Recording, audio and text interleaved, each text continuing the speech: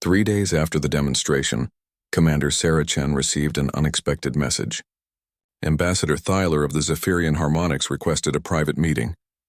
This was unusual. The Zephyrians were known for conducting all their business in public, believing that transparency created better understanding between species. Sarah arrived at the designated meeting room in the diplomatic sector of the space station. The room was designed to accommodate different species, with adjustable gravity, atmosphere, and lighting. When she entered, she found Ambassador Thyler standing near the large window that looked out into space. The Zephyrian's blue glow was dimmer than usual, which Sarah had learned indicated deep thought or concern. "Thank you for coming, Commander Chen," Thyler said without turning around. His voice carried the musical quality that all Zephyrians possessed, but today it seemed more subdued. "I hope you will forgive the unusual nature of this meeting." Sarah took a seat at the conference table. "Of course, Ambassador. How can I help you?" Thyler finally turned to face her. His tall, elegant form moved with the grace that had made the Zephyrians famous throughout the galaxy as artists and diplomats. "I have been unable to stop thinking about your demonstration. The persistence did something that troubles me deeply." "I'm sorry to hear that," Sarah replied carefully. "What specific aspect concerns you?" The Zephyrian moved closer, his bioluminescent pattern shifting to show uncertainty. "Commander, my species has been part of the galactic community for over 2,000 years. We have seen many wars, participated in countless conflicts, and helped negotiate peace treaties across hundreds of worlds. We understand warfare." Sarah nodded, waiting for him to continue. "What your ship did 3 days ago," Thyler continued, "was not warfare as we understand it. It was something else entirely. Something that makes me question everything I thought I knew about military conflict." Sarah leaned forward slightly. "Can you explain what you mean?" Thyler activated a holographic display in the center of the table. It showed the combat simulations from 3 days earlier. "Watch this again, but focus on something specific. Look at how the other drone ships would have fought each other." The hologram replayed the battle, but this time it showed theoretical engagements between the different types of drones. The Scaran Raider tactics would have been countered by Kavari honor combat methods. The bioship adaptations would have eventually overcome crystalline mathematical precision. Each fighting style had strengths and weaknesses that could be exploited by others. "This is how galactic warfare has always worked," Thyler explained. "Each species develops tactics that reflect their culture, their biology, their way of thinking. Rock defeats scissors, scissors defeats paper, paper defeats rock. There is always balance." Sarah began to understand where this was leading, but the persistence didn't follow that pattern. "Exactly." Thyler's glow brightened with the intensity of his concern. "Your ship didn't just counter one type of enemy. It learned to counter every type of enemy simultaneously. More than that, it seemed to understand our fighting styles better than we understand them ourselves." The hologram shifted to show a detailed analysis of the Persistence's weapon configurations during the battle. Sarah watched as her ship's systems had identified not just the tactical approaches of each drone, but the underlying philosophical principles that guided those tactics. "Commander Chen," Thyler said quietly, "what is humanity's philosophy of war?" Sarah was quiet for a long moment. This was the question she had been hoping to avoid, but she realized that avoiding it would only make things worse. "Ambassador, may I ask you a question first?" Thyler nodded. "What is the Zephyrian philosophy of war?" The alien's pattern shifted to show pride mixed with sadness. "We fight to restore harmony. When conflict arises, we engage in warfare to rebalance the forces that have been disturbed. Our goal is to return to peaceful coexistence as quickly as possible, with honor preserved for all sides. And the Kavari? They fight for glory and honor. Battle is a test of worthiness, a way to prove strength and courage. Victory brings respect, but the manner of victory matters as much as the victory itself. The crystalline collective? They fight to solve problems. War to them is a mathematical equation with variables that must be balanced. They seek the most logical solution with the minimal expenditure of resources." Sarah nodded slowly. "All of your species see war as something that has rules, honor, purpose beyond mere winning." "Of course." Thyler seemed surprised by the statement. "What else could it be?" Sarah stood up and walked to the window. The Persistence was visible in the distance, floating among the other ships in the Alliance fleet. It looked small and crude compared to the elegant vessels around it, But she knew appearances could be deceiving. Humanity sees war differently, Ambassador. We don't fight for harmony, glory, or mathematical solutions. We fight to make sure we never have to fight again. Thyler's bioluminescent patterns flickered with confusion. I don't understand. Sarah turned back to face him. Every war in human history has taught us the same lesson. The only good war is one that ends quickly and decisively. We don't believe in honor in battle. We don't believe in fair fights. We believe in ending conflict so completely that our enemies either surrender or become our allies. She activated her own holographic display, showing images from human history, battles, negotiations, technological developments, all connected by a single thread. When humans fight, we don't just try to win the current battle. We try to understand our enemies so thoroughly that we can prevent future battles. The Persistence isn't just a warship. It's a learning machine designed to make warfare obsolete. Thyler stared at the historical images. But how can you learn to prevent war by becoming better at fighting? Because, Sarah said, when you become so good at fighting that victory is guaranteed, your enemies stop wanting to fight you. When the outcome of a conflict is completely predictable, rational beings choose negotiation over destruction. The Zephyrian was quiet for several minutes, his patterns cycling through colors Sarah had never seen before. Finally, he spoke. You're saying that the Persistence was designed not to fight wars, but to make wars impossible. In a way, yes. The ship learns from every engagement, shares that knowledge with other human vessels, and becomes more effective over time. Eventually, it becomes so good at predicting and countering enemy tactics that no one wants to face it in battle. Thyler moved closer to the holographic display, studying the human historical data. But what happens to the concepts of honor, glory, the spiritual aspects of conflict? Sarah smiled sadly. Ambassador, humans gave up the spiritual aspects of war a long time ago. We learned that honor doesn't bring back the dead, glory doesn't rebuild destroyed cities, and spiritual satisfaction doesn't feed orphaned children.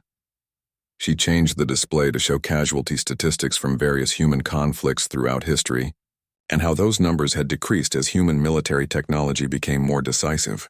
Every improvement in human military technology has been driven by one goal: end conflicts faster with fewer casualties. The Persistence represents the ultimate expression of that philosophy. It's designed to make war so swift and decisive that enemies surrender rather than fight. Thyler's glow had dimmed to almost nothing. Commander, do you realize what you're describing? You're talking about the end of warfare as a cultural institution. Is that a bad thing? Sarah asked genuinely. The question hung in the air between them. For species like the Kavari, warfare was tied to their concepts of honor and self-worth. For the Zephyrians, it was part of their understanding of cosmic balance. For the crystalline collective, it was an intellectual exercise that demonstrated their logical superiority. I need to think about this, Thyler said finally. What you're describing challenges fundamental assumptions that have guided galactic civilization for millennia. Sarah nodded. I understand, Ambassador, but I want you to know that humanity didn't develop this philosophy to threaten anyone. We developed it because we got tired of watching people die in wars that could have been prevented. She brought up one final image. A photograph of Earth from space, blue and green and beautiful. We're a young species, Ambassador Thyler. We've only been in space for a few centuries, but in that short time, we've fought more wars among ourselves than most species fight in thousands of years. We learned that the only way to have peace was to make war too costly and too decisive for anyone to want to start one. Thyler studied the image of Earth. And now you want to apply that philosophy to the entire galaxy. We want to offer it, Sarah corrected. The Persistence isn't a threat to the Alliance. It's a tool for ending threats to the Alliance. When the Void Swarms attack, when pirates raid merchant ships, when aggressive species try to conquer their neighbors, the Persistence can end those conflicts quickly and with minimal casualties. The Zephyrian turned away from the display and walked back to the window.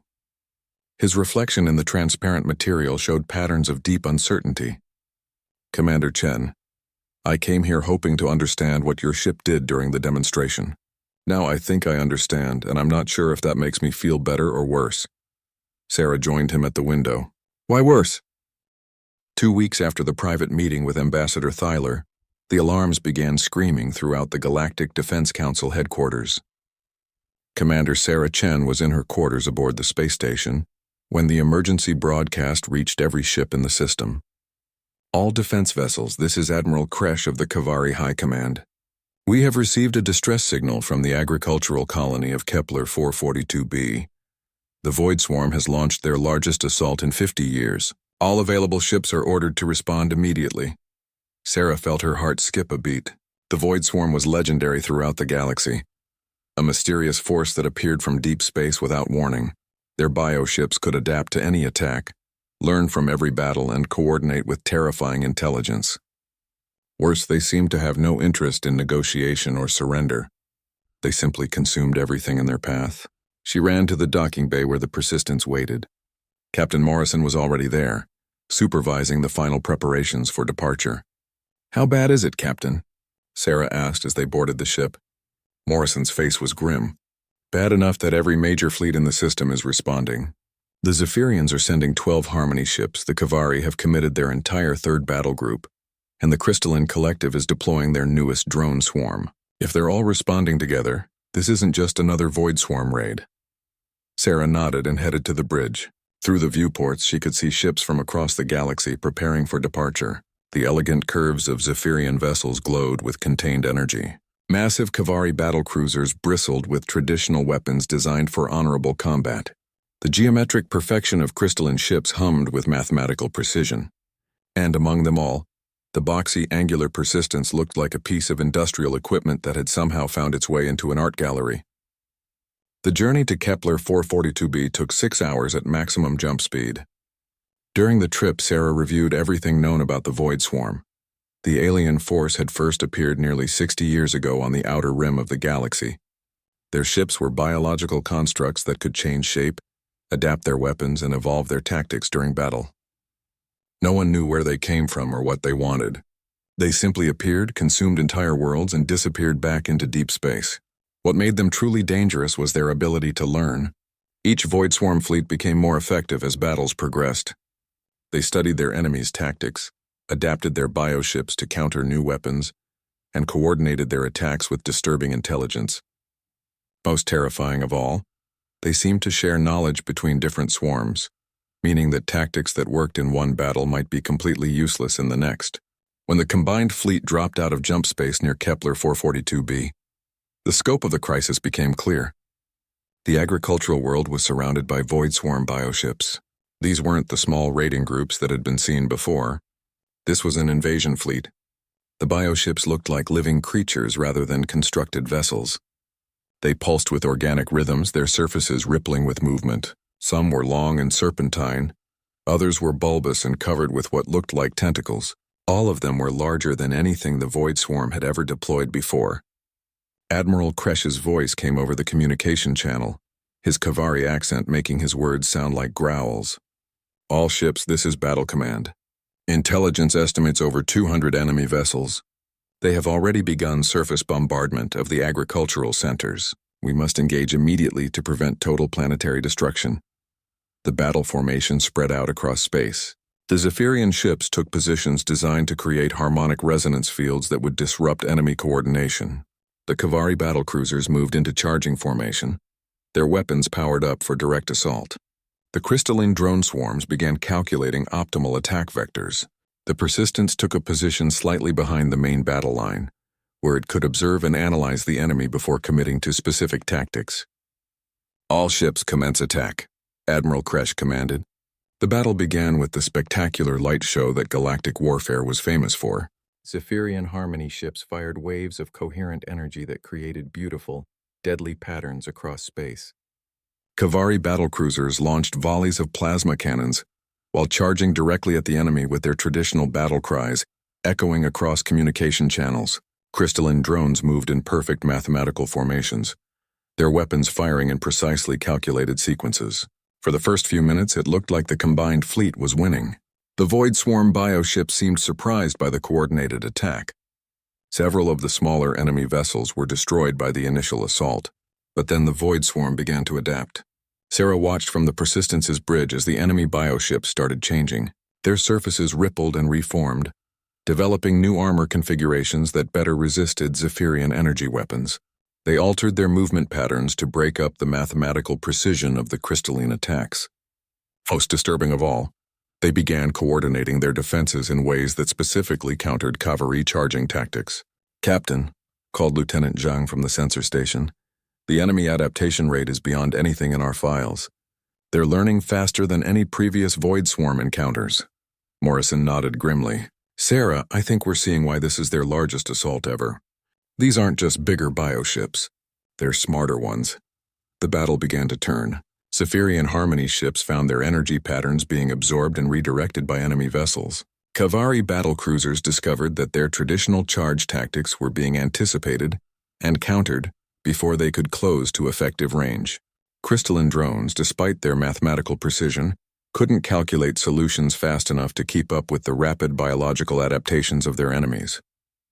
Admiral Kresh's voice came over the communication channel, strain evident even through the translator. "All units, the enemy is adapting faster than projected. Switch to secondary tactical protocols." But Sarah could see that it wouldn't matter.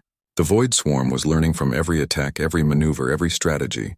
Worse, they seemed to be sharing that knowledge instantly across their entire fleet. What worked against one bioship immediately stopped working against all the others. "Captain Morrison," Sarah said quietly, "I think it's time." Morrison looked at her for a long moment, then nodded. "All hands, this is the captain. Prepare for combat engagement. We're going active." The Persistence moved forward from its observation position toward the battle. As it did, its hull began to change. Weapon ports reconfigured themselves, sensor arrays extended and rotated, and the ship's angular surface started to shift in subtle ways. "What's our status with the learning systems?" Sarah asked. "All adaptive protocols are online," reported the tactical officer. "The ship has been analyzing enemy patterns for the past 12 minutes. We have tactical profiles on 67 different bioship configurations." Sarah activated the ship's communication system. "Admiral Kresh, this is Commander Chen aboard the Persistence, requesting permission to engage the enemy." There was a pause before the Kavari Admiral responded. "Commander Chen, with respect, this is not a training exercise. These are real Void Swarm bioships." "I understand, Admiral, but I believe we can help." Another pause, then, "Very well, Commander, but stay behind the main battle line. We cannot afford to lose ships to inexperience." Sarah almost smiled. "Understood, Admiral." The Persistence approached a group of 3 bioships that were currently overwhelming a crystalline drone formation. The enemy vessels were large, tentacled creatures that moved like living octopi through space. Their weapons were biological projectiles that adapted to whatever they hit, becoming more effective with each shot. Instead of immediately firing, the Persistence continued to observe. Its sensors recorded every movement, every weapon configuration, every adaptation the bioships made. The ship's learning systems analyzed the data at speeds that made even crystalline mathematics look slow. Then the Persistence fired, but it didn't fire the same weapon 3 times. Instead, it fired 3 completely different weapons, each one specifically designed to counter the exact adaptations that each bioship had developed during the current battle. The first bioship's tentacles had adapted to absorb energy weapons. The Persistence fired a kinetic projectile that passed right through the energy absorption modifications and struck the creature's core. The second bioship had developed armor that deflected solid projectiles.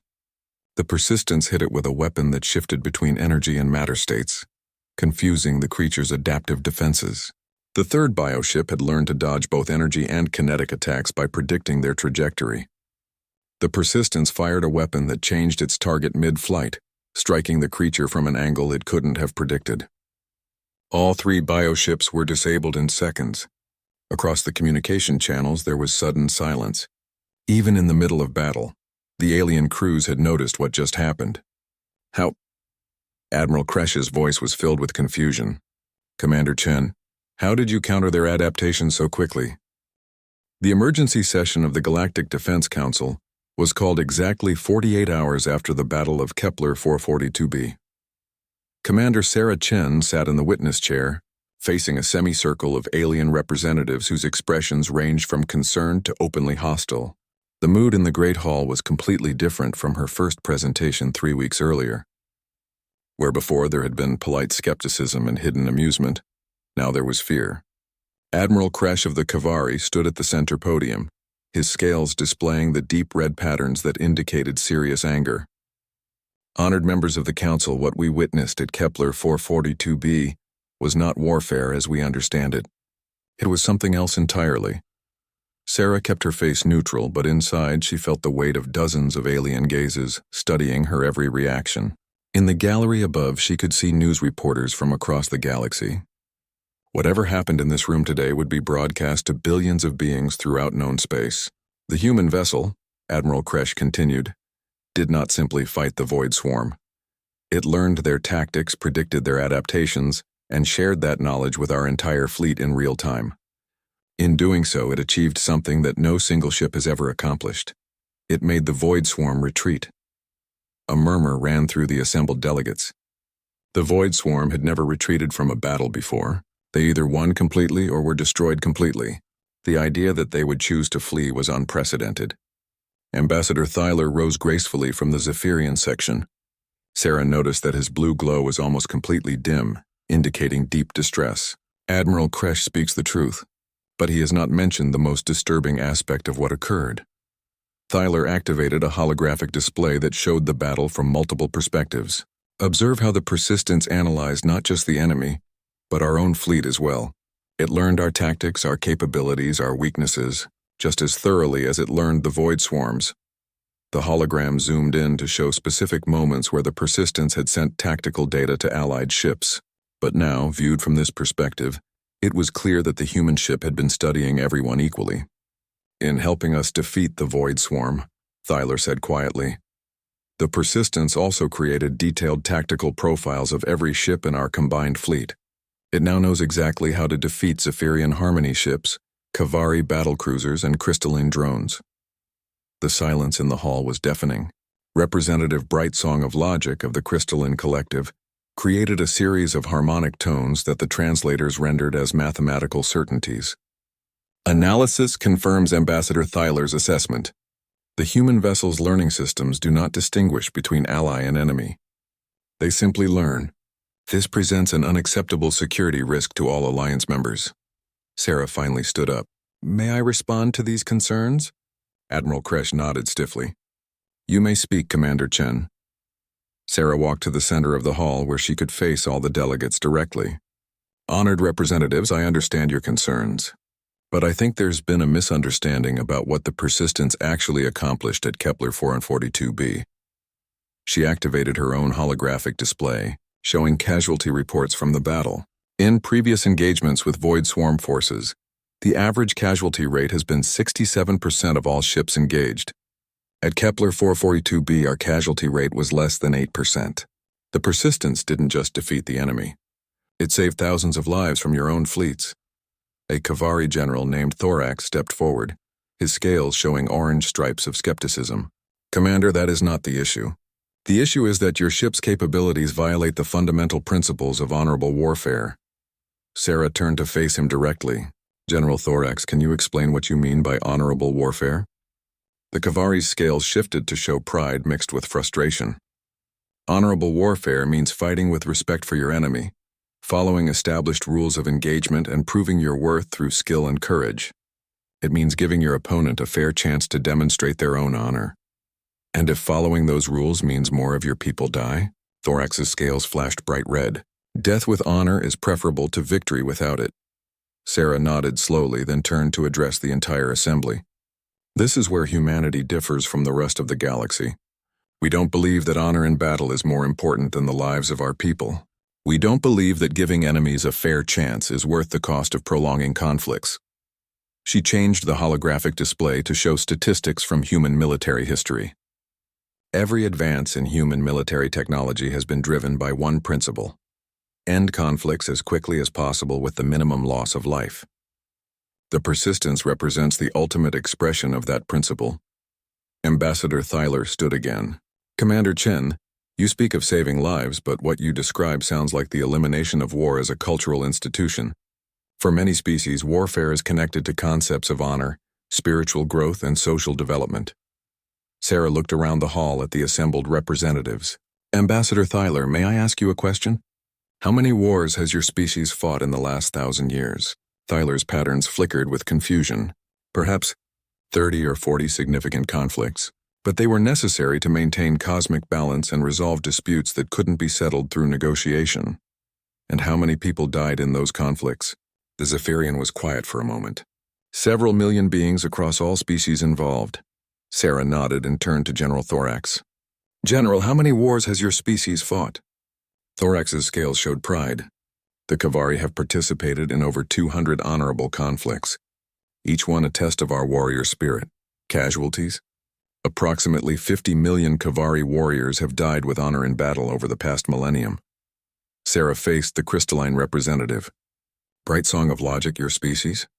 The harmonic response translated as 68 conflicts. Casualties optimized for mathematical efficiency.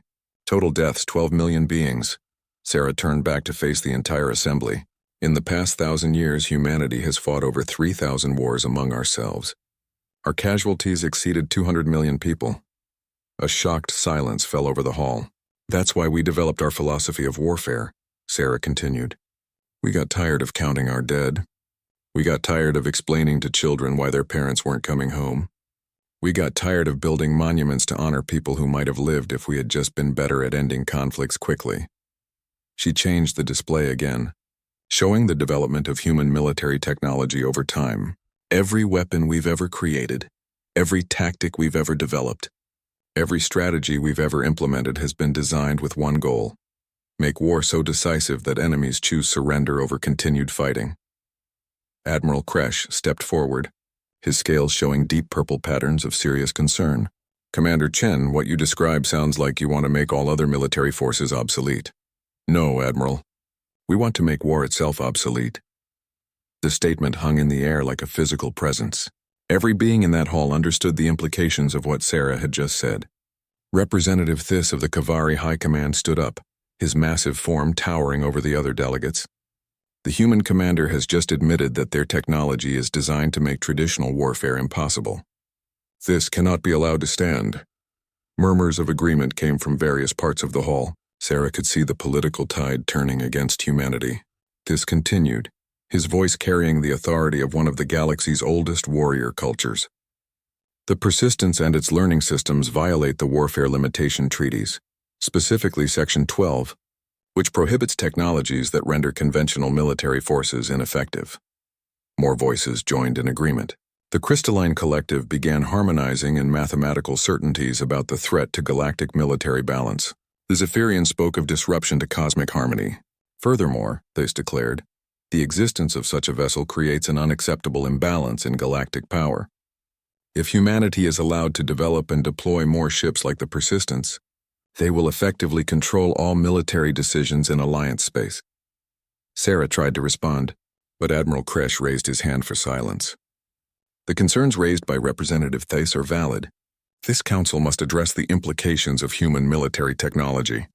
A vote was called. One by one, the major species of the galaxy voiced their positions. The Kavari demanded restrictions on human military development. The Zephyrians called for the sharing of all adaptive technologies with Alliance members. The Crystalline Collective calculated that human military advantages posed unacceptable risks to galactic stability. When the final tally was complete, the result was overwhelming. 23 species voted in favor of restrictions, with only humanity and 2 minor species opposing. Admiral Kresh stood to deliver the Council's decision.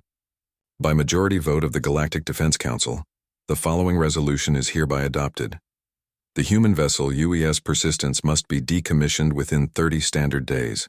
All adaptive learning technologies aboard said vessel must be surrendered to Council oversight. Future human military.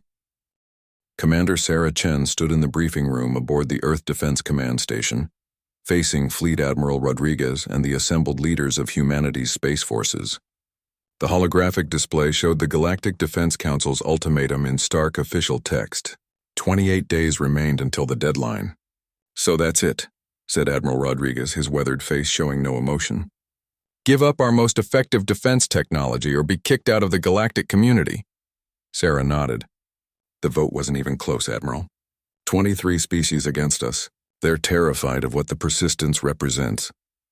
Captain Morrison, who had remained silent during Sarah's report, finally spoke. What they're really afraid of is becoming irrelevant. The Kavari built their entire culture around warrior honor. The Zephyrians see themselves as the galaxy's peacekeepers. If human technology makes traditional warfare obsolete, what happens to their identities? Admiral Rodriguez walked to the viewport that looked out over Earth's orbital shipyards. Dozens of ships were under construction, their hulls gleaming in the light of Sol. The question is, what do we do about it? Sarah expected to receive orders to comply with the Council's demands. Humanity was still the newest member of the galactic community. They needed allies, trading partners, and access to technologies that other species had developed over thousands of years. Being expelled from the Alliance would be a disaster for Earth's growing interstellar presence. Instead, Admiral Rodriguez turned back to face the assembled officers with a slight smile. I've been in contact with Earth's government and the colonial administration. Humanity's response has been decided. He activated the room's main display, showing official documents bearing the seals of Earth's unified government. We will comply with the Galactic Defense Council's request. Sarah felt her heart sink. After everything they had accomplished, after proving that human technology could save lives and end conflicts quickly, they were going to surrender it all to maintain political relationships with species who valued honor over effectiveness. However, Admiral Rodriguez continued, and his smile grew wider, our compliance will be somewhat creative. The display changed to show detailed schematics of the Persistence. The Council's resolution specifically demands the decommissioning of the UES Persistence and the surrender of its adaptive learning technologies. We will honor both requirements completely. Captain Morrison leaned forward. Admiral, what exactly do you mean by creative compliance? I mean, Captain, that the Persistence was never our ultimate weapon. It was our test platform. The room fell silent as the implications of this statement sank in. Admiral Rodriguez changed the display again, this time showing the construction schedules of Earth's orbital shipyards. While the galaxy was focused on one experimental warship, our engineers have been busy. Every human merchant vessel launched in the past 18 months has been equipped with adaptive defensive systems based on Persistence technology. Sarah stared at the construction data. Admiral, you're saying that our entire merchant fleet is essentially a defensive network that can learn and adapt to any threat? Yes. Not as weapons platforms, but as vessels that are virtually impossible to destroy or capture. The display showed cargo ships, passenger transports, scientific vessels, and mining craft.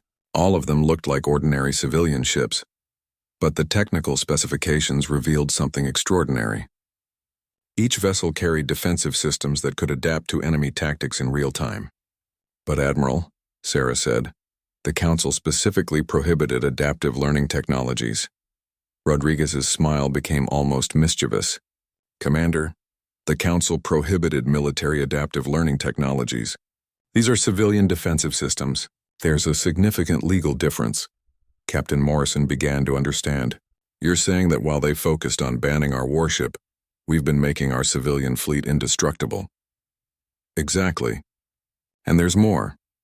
The Admiral changed the display one final time, showing intelligence reports from across the galaxy. Something interesting has been happening since the Battle of Kepler 442b. Every major species has begun developing their own adaptive technologies. Sarah studied the reports with growing amazement.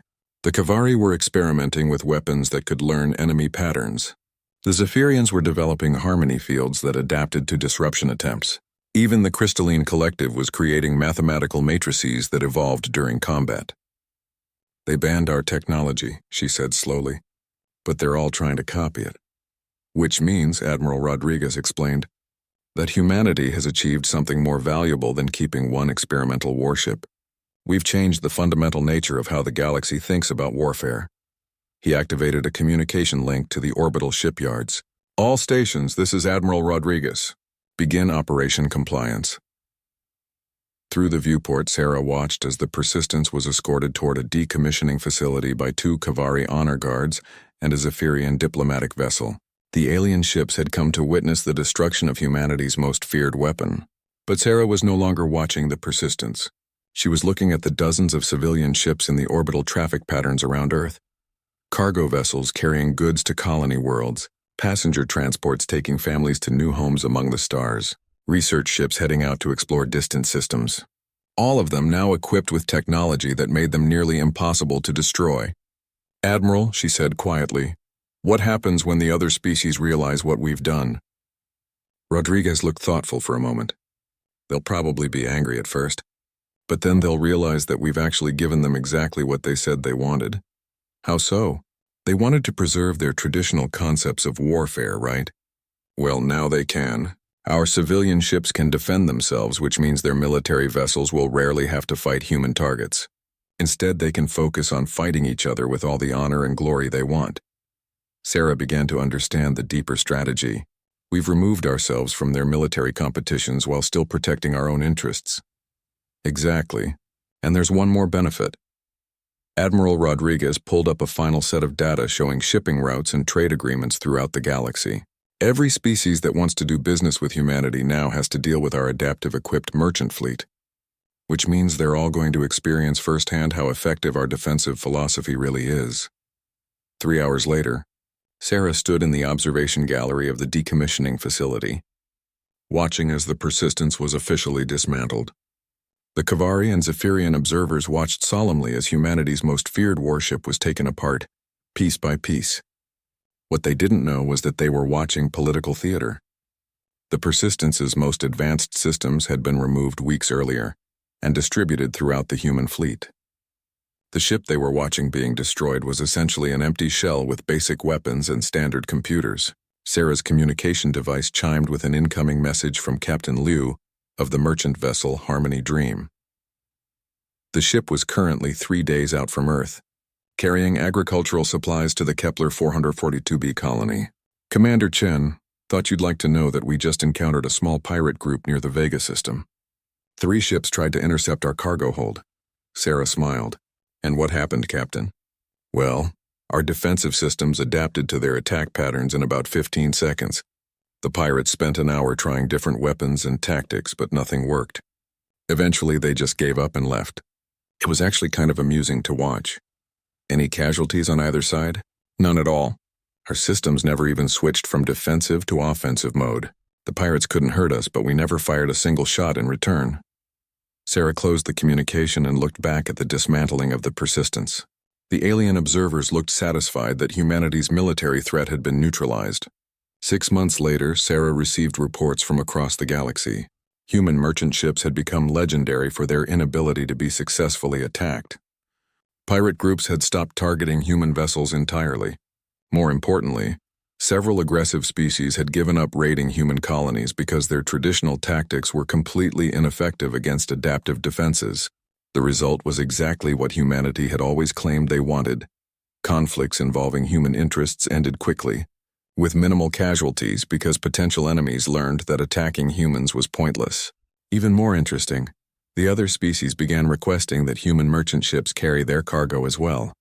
A Zephyrian trade delegation had formally requested that human vessels transport their most valuable diplomatic materials, specifically because of the defensive capabilities that made attacks impossible. Ambassador Thyler visited Sarah 1 year after the Persistence's decommissioning. His blue glow was bright and healthy, indicating contentment and peace of mind. "Commander Chen," he said, "I must admit that humanity's response to the Council's ultimatum was not what anyone expected." Sarah poured tea for both of them in the diplomatic meeting room. "How so, Ambassador?" The red dust of Kepler 442c swirled around Dr. Marcus Chen's boots as he walked toward the most amazing discovery of his career. The ancient ruins stretched out before him like a stone puzzle from another world. Marcus had been digging up old things for 15 years, but nothing had ever made his heart beat this fast. "Marcus, slow down!" Dr. Sarah Webb called out behind him. She was carrying her heavy scanner and trying to keep up. "We need to be careful here. These ruins are older than anything we've found before." Marcus stopped and grinned at his colleague. Sarah was always the careful one. That's why they worked so well together. She thought before acting and he acted before thinking. It had kept them both alive on dozens of dig sites across the galaxy. "Come on, Sarah," Marcus said, wiping sweat from his face. "We've been planning this dig for 2 years. The Veltar civilization has been dead for 10,000 years. What could possibly hurt us now?" Jake Morrison, their youngest team member, jogged up beside them. At 23, Jake was full of energy and excitement. This was only his second off-world dig, and his eyes were bright with wonder. "Dr. Chen, you have to see this." Jake said, pointing toward the center of the ruins. The main chamber is incredible. There's something in there that's going to change everything we know about the Veltar. Marcus felt his excitement grow. The Veltar had been one of the most advanced civilizations in this part of the galaxy. Their technology was still beyond human understanding, but they had all died out mysteriously, leaving behind only empty cities and unanswered questions. The three humans made their way through the stone pathways. The Veltar had built everything to last. Even after 10,000 years, the walls were still strong and the carvings were still clear. Marcus ran his fingers along the strange symbols as they walked. "Look at this artwork," Sarah said, stopping to examine a wall carving. "The detail is amazing. They must have been incredibly skilled artists." "And incredibly tall," Jake added, pointing at the doorways. "These doors are at least 9 feet high." Marcus nodded. From the skeletons they had found on other worlds, they knew the Veltar were much taller than humans. They were also more slender, with longer arms and larger eyes. But they were definitely humanoid, which had always puzzled scientists. Why did intelligent life so often develop in similar ways? They reached the main chamber and stopped. Marcus felt his breath catch in his throat. In the center of the room stood the most beautiful statue he had ever seen. The statue was made from some kind of crystal that seemed to glow with its own inner light. It showed a female Veltar, about 8 feet tall, with the graceful features typical of her species. Her face was peaceful, almost as if she were sleeping. Her long hair flowed down her back in perfect waves. Her arms were crossed over her chest, and she wore flowing robes that seemed to move even though they were made of stone.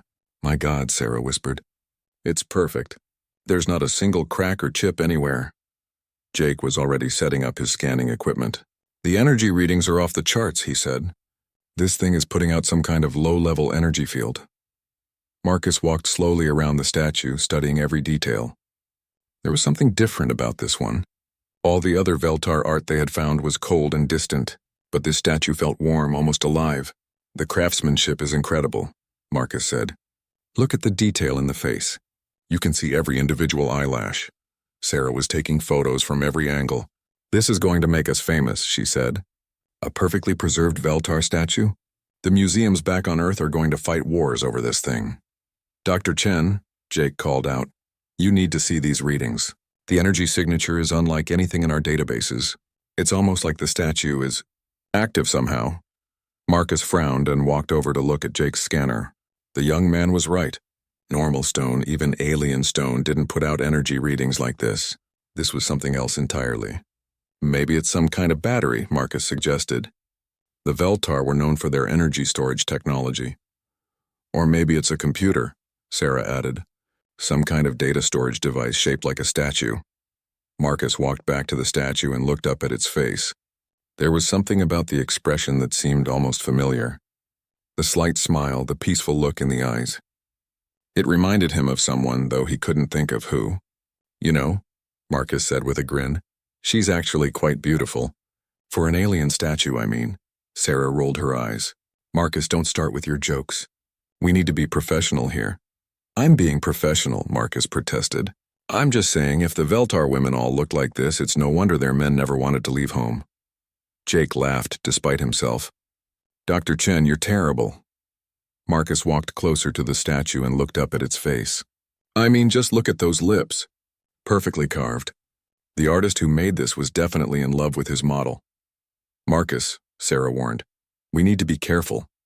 We don't know what this thing is or what it might do." But Marcus was already caught up in his own humor.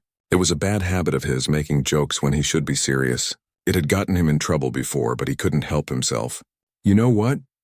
Marcus said, grinning at his colleagues. "I bet she's been waiting 10,000 years for someone to appreciate her beauty." "Marcus, don't," Sarah said, but she was already laughing. "I dare you to kiss her," Jake said suddenly, then immediately looked embarrassed. "I mean, just as a joke." "You know." Marcus looked up at the statue's face again. The dare was ridiculous, childish even, but there was something about the way the light hit the crystal features, something about that peaceful smile that made him feel bold. "You know what?" Marcus said. "Why not?" Before Sarah could stop him, Marcus stood on his toes and pressed his lips gently against the statue's crystal lips. It was meant to be a quick joke, a silly moment they could laugh about later. But the moment his lips touched the crystal, Everything changed. The statue's eyes suddenly blazed with golden light. The crystal began to warm under his touch. And then, impossibly, the lips moved against his own. Marcus jumped back in shock as the entire statue began to glow brighter. The crystal was becoming transparent, and he could see something moving inside it. The peaceful expression was changing, becoming more alert, more alive. And then the statue spoke. "Now you're mine forever." The voice was soft and musical, but it seemed to come from everywhere at once. The crystal was melting away like ice in the sun, revealing real flesh beneath. Real skin, real hair, real eyes that were now looking directly at Marcus with an expression of surprise and confusion. Sarah screamed. Jake dropped his scanner. Marcus just stood there staring as the most beautiful being he had ever seen stepped down from the pedestal and looked around the chamber with growing awareness. She was alive. The statue had been alive all along, and according to her, she now belonged to him forever.